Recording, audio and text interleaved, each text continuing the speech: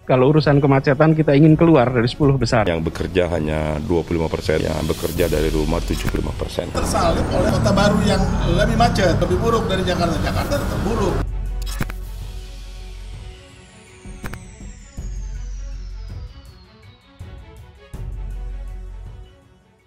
Anies ataukah pandemi COVID-19 yang bikin Jakarta tak lagi macet? Ditulis oleh Ayas di siwar.com. Sebagai kota metropolitan, Jakarta bisa dibilang merupakan salah satu kota yang tingkat kemacetannya sangat tinggi. Jakarta kerap masuk 10 besar kota paling macet di dunia. Macet seperti sudah menjadi makanan sehari-hari warga ibu kota. Namun belakangan, menurut TomTom Traffic Index terbaru, Jakarta keluar dari 10 besar kota termacet di dunia. Kini Jakarta berada di posisi ke-31 dari total 416 kota lainnya, yang berarti kemacetan semakin berkurang. Informasi tersebut disampaikan lewat akun Pemprov DKI Jakarta, @DKI Jakarta, Minggu 17 Januari 2021. Prestasi ini kemudian dipamerkan oleh Anies di hadapan Presiden Jokowi dan beberapa pejabat negara lainnya di Istana Negara, Selasa 9 Februari 2021. Atas pencapaian DKI Jakarta berhasil keluar dari 10 besar kota termacet di dunia. Menurut Anies, pada 2017 Jakarta berada di urutan keempat kota termacet di dunia, berangsur membaik di urutan ke-7 pada 2018 dan di urutan ke-10 pada tahun 2019, serta di 2020 berada di ranking 31.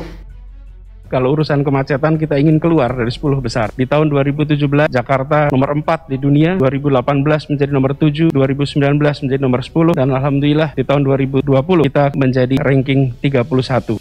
Soal tingkat kemacetan di Jakarta yang menurun drastis, saya kira tidak ada yang menampik hal tersebut. Sudah jarang atau bahkan tidak lagi terdengar ada kemacetan di Jakarta selama tahun 2020. Terlebih saat pandemi COVID-19, pemerintah juga membatasi pergerakan transportasi dengan melarang mudik pada Hari Raya Imlek, Hari Raya Idul Fitri, juga Natal. Pertanyaannya, yang membuat tingkat kemacetan di Jakarta menurun drastis itu, apakah berkat kinerja Anies atau karena pandemi COVID-19? DKI Jakarta adalah salah satu provinsi dengan jumlah kasus positif COVID-19 terbesar di Indonesia. DKI Jakarta juga sebagai provinsi paling sering memberlakukan PSBB di tahun 2020 bahkan sampai dengan sekarang. Pemerintah DKI Jakarta memberlakukan PSBB pertama kali pada 10 April 2020. Pembatasan ketat diperpanjang hingga 3 putaran, masing-masing sepanjang 14 hari. Pada 5 Juni lalu, pemerintah DKI melonggarkan pembatasan dengan menerapkan PSBB transisi yang telah diperpanjang hingga 5 kali. Sejak 14 September diberlakukan pengetatan kembali. Bahkan sampai sekarang, DKI Jakarta masih memberlakukan PSBB. PSBB di Jakarta membuat kegiatan perkantoran yang non-esensial diharuskan dilaksanakan dari rumah, bekerja dari rumah atau WFH. Dengan bekerja dari rumah, otomatis pergerakan warga DKI Jakarta untuk menuju tempat kerja menjadi berkurang drastis. Di beberapa kegiatan, diantaranya terkait WFH, ya sudah kita laksanakan. Jadi ke depan yang bekerja hanya 25%, yang bekerja dari rumah 75%.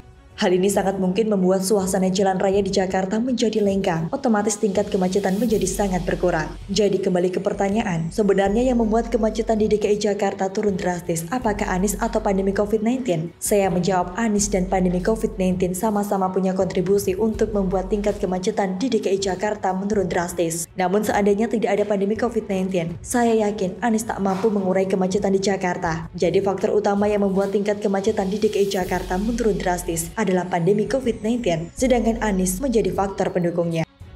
Nah, Indonesia dari 7 karena ada 3 kota menyalip jadi 10.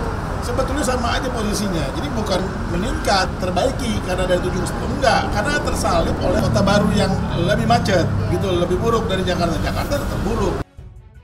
Anies punya kekuasaan untuk membuat kebijakan sesuka hati, meskipun banyak masyarakat yang tidak terlalu suka dengan kebijakan PSBB karena menurunkan tingkat ekonomi. Anies tidak terlalu peduli. Dia ingin dianggap peduli dengan kemanusiaan sehingga membuat kebijakan yang dianggapnya bisa mengurangi penyebaran COVID-19.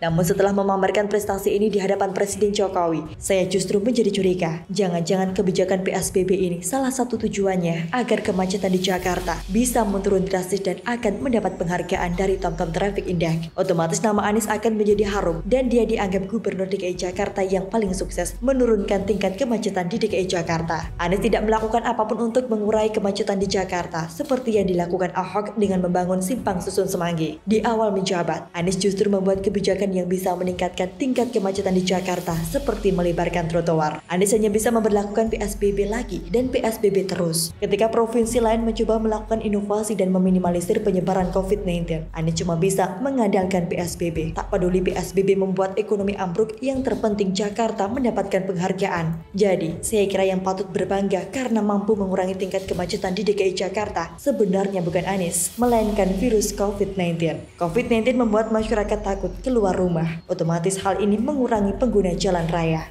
Semoga informasi ini bermanfaat. Jangan lupa untuk subscribe, like, dan share video ini.